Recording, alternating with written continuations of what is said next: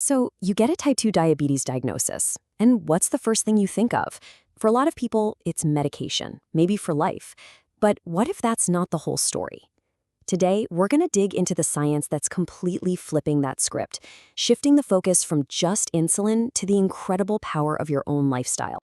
And this is the question that really hits home, right? Will I have to take insulin forever? It just hangs in the air and brings a lot of fear with it. There's this assumption that you're on a one-way street where you're just going to need more and more medication as time goes on. But here's the really good news. What if that whole assumption is just wrong? Seriously, what if the most powerful tool in your toolbox isn't another pill? Because the clinical evidence is piling up, and it's showing us there is a completely different path you can take, one that can fundamentally change the course of the disease, sometimes even to the point of remission. Now, to be super clear, this isn't about throwing your meds away. Not at all. It's about a new philosophy. Think of your lifestyle as the foundation of a house. It has to be strong. Then, medication is the targeted support you use when and if you need it. When you build that strong foundation, you might find you need a lot less support, or maybe, just maybe, none at all. So what does this path actually look like in the real world? Well, it's not just one thing. It's built on a really solid, comprehensive framework of 7 core pillars. And the key is that they all work together to rebuild your metabolic health from the ground up. And when you look at these 7 pillars, you can see how it completely reframes the whole situation, right? It shifts you from being a passenger, just passively taking a pill, to being the driver. You're in control.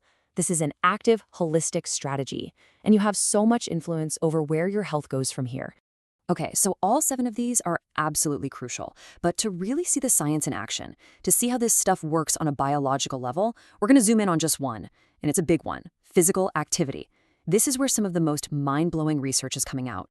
So why exercise? Why is it so powerful? It all comes down to one massive number: 80%.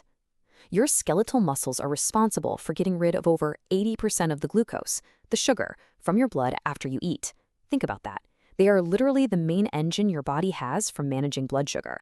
Yeah, the best way to think about it is exactly like this. Your muscles are your body's biggest and best glucose sponge.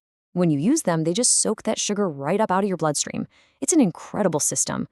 But that begs the question, right? Does the type of exercise you do actually make a difference? Well, lucky for us, scientists were wondering the same thing. A fantastic randomized controlled trial in PLOS ONE set out to answer that very question. They took a group of adults with type 2 diabetes and compared 2 of the most popular exercise styles: a classic combo of cardio and strength training versus that high-intensity interval training, or HIIT, that you hear so much about. And the results? Honestly, they were fascinating. After just 12 weeks, both exercise groups saw a significant drop in their fasting glucose compared to a control group who just got standard care. Now, HIIT had a little bit of an edge, but the real takeaway here is huge. Structured exercise works, and it works well. And the benefits didn't just stop at their morning blood sugar numbers. Nope, the improvements were across the board. We're talking better long-term blood sugar control, a reduction in that dangerous belly fat, an increase in metabolically active muscle, and get this, they even reported a measurable boost in their overall quality of life. That's a massive win. Okay, so this study shows us what happens. We can see the results. But the really cool part, the real magic, is understanding why. How on earth does just moving your body actually rewire your muscles on a cellular level to fight insulin resistance? Well, it all comes down to these incredible things called GLUT4 transporters. The easiest way to picture them is like thousands of tiny doors on the surface of your muscle cells. Now, normally, insulin is the key. Insulin comes along, unlocks the door, and lets the glucose rush in. But with insulin resistance, it's like the locks get rusty. The key just doesn't work so well anymore. And here it is. This is the absolute game changer. Exercise has its own special key. The physical act of contracting a muscle sends a signal that tells those GLUT4 doors to swing wide open, completely bypassing that whole rusty insulin lock system.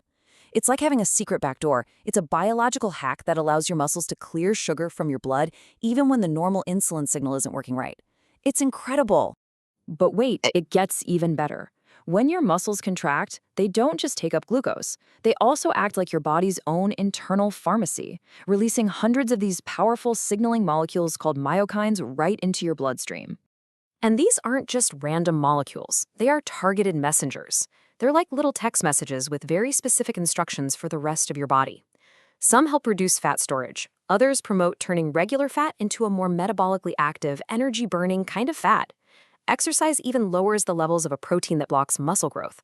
All are releasing other myokines that have powerful, system-wide anti-inflammatory effects. It's a full-body tune-up. So, let's bring this all the way back to that first question. After seeing all this science, what does this mean for the person who's wondering if they'll be on insulin for the rest of their life?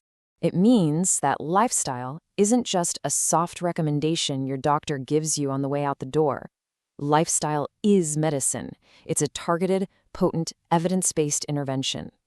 By opening those GLUT4 doors and releasing those anti-inflammatory myokines, you are directly counteracting the biology of the disease.